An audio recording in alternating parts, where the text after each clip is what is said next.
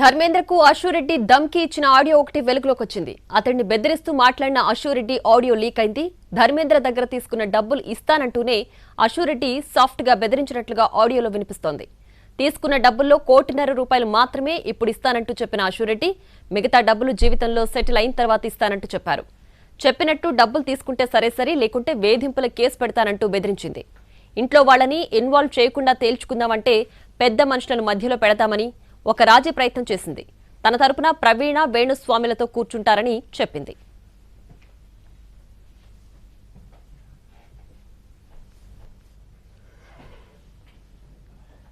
ఇప్పుడు మళ్ళీ ప్రవీణ్ అక్కకు ఫోన్ చేసావని చెప్పి కాల్ చేసింది నాకు. Okay, that is your wish, చేసావు. నేను ఇప్పుడు నీకు మళ్ళీ చెప్తున్నాను, మే వరకు టైం ఇస్తే నీకు 1.5 తిరిగి వెనక్కి ఇచ్చేస్తాను త్రూ అకౌంట్. వెంకీ, నువ్వు ఇప్పుడు మళ్ళీ ప్రవీణ్ అక్కకు ఫోన్ చేసావని చెప్పి కాల్ చేసింది నాకు.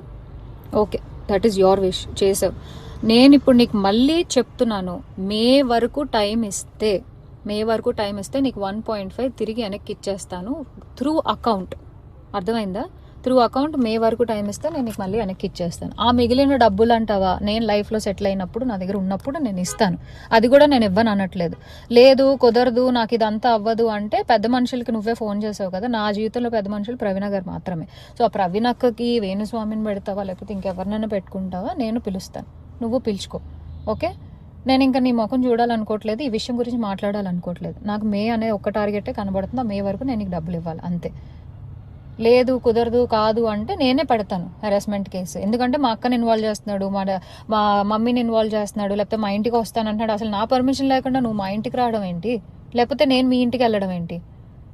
ఇంట్లో ఇన్వాల్వ్ చేసుకోకుండా నువ్వు నేను మాట్లాడాలి, నువ్వు నేను సాల్వ్ చేసుకోవాలి అంటే నా వైపు నుంచి ప్రవీణ్ అక్క వేణుస్వామి మధ్యలో కూర్చుంటారు. మే వరకు నేను ఆ డబ్బులు సెటిల్ చేస్తాను. అది వెంకీ, నువ్వు ఇప్పుడు మళ్ళీ ప్రవీణ్ అక్కకు ఫోన్ చేసావని చెప్పి కాల్ చేసింది నాకు.